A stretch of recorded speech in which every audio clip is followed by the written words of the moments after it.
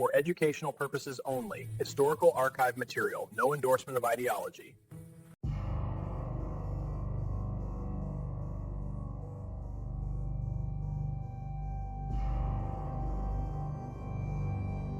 Η διάσταση του εθνικοσοσιαλισμού.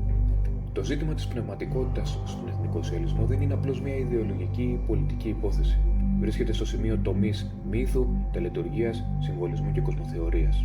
Ο εθνικοσοσιαλισμός δεν δημιούργησε μια οργανωμένη θρησκεία, αλλά ανέπτυξε μια ισχυρή πνευματική διάσταση που διαπερνά την πολιτική του δράση.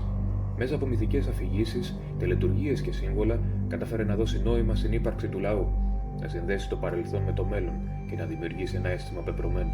Αυτή η πνευματική διάσταση δεν ήταν περιθωριακή, ήταν ο πυρήνας που έδωσε στο κίνημα βάθος και δύναμη πέρα από τον απλό πολιτικό λόγο. Οι ρίζες, η γερμανική μυθολογία και το βόλκις κίνημα. Ο εθνικοσοσιαλισμός αντλείται από βαθιές ρίζες της γερμανικής και νορβηγικής παράδοσης.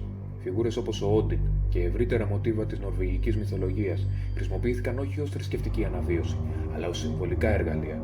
Το βόλκις κίνημα των αρχών του 20ου αιώνα, που επηρεάστηκε από τον ρομαντισμό και τον εθνικισμό, έθεσε τα θεμέλια για μια κοσμοθεωρία που έβλεπε το γερμανικό λαό ως κληρονόμο μιας αρχαίας, θεϊκής και πνευματικά ανώτερης παράδοσης. Μέσα από αυτή την οπτική, η φιλετική ταυτότητα και η ιστορική συνέχεια αποκτούσαν ιερό χαρακτήρα. Η φιλοσοφική θεμελίωση. Η πνευματική διάσταση του εθνικοσοσιαλισμού ενισχύθηκε από φιλοσοφικά ρεύματα όπως ο ρομαντισμός, ο εθνικισμός και κυρίως η σκέψη του Νίτσε και του Βάγνερ.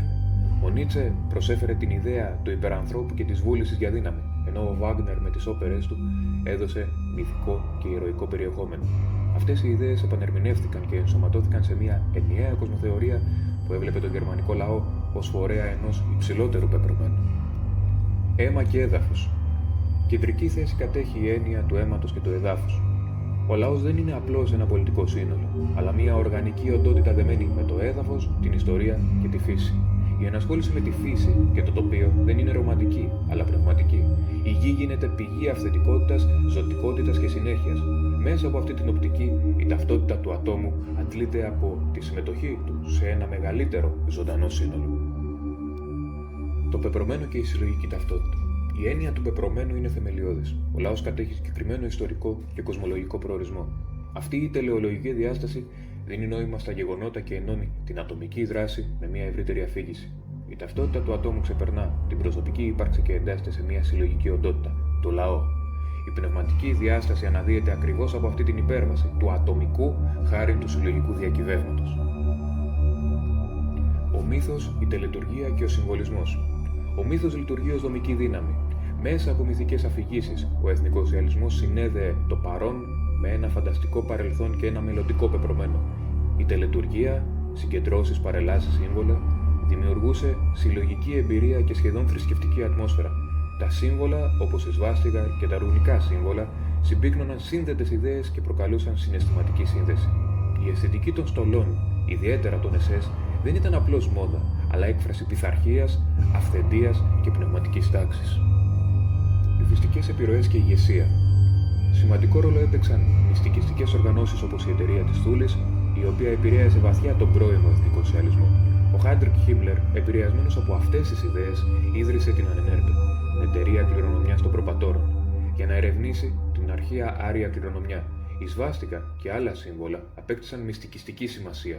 Παράλληλα, η φιγούρα του ηγέτη, του Φίρερ, Αδόλφου Χίτλερ, υψώθηκε σε συμβολικό και σχεδόν ιερό επίπεδο.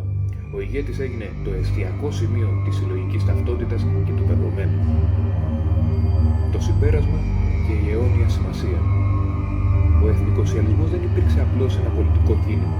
Ήταν μια προσπάθεια δημιουργίας μιας ολοκληρωμένης κοσμοθεωρίας που συνδύαζε μύθο, τελετουργία, συμβολισμό και ιδεολογία. Η πνευματική του διάσταση του έδωσε τη δύναμη να κινητοποιήσει και να εμπνεύσει, ακριβώς επειδή άγγιζε βαθύτερες ανάγκες του ανθρώπου, την ανάγκη για ταυτότητα, την ανάγκη για νόημα, την ανάγκη για πεπρωμένο. Σε έναν κόσμο υλισμού και αποσύνθεσης, ο εθνικοσοσιαλισμός πρότεινε μια επιστροφή στην οργανική ενότητα αίματος, εδάφους και πνεύματος. Μια πρόταση που παραμένει επίκαιρη για όσους αναζητούν βαθύτερη κατανόηση της ιστορίας και της ανθρώπινης ύπαρξης.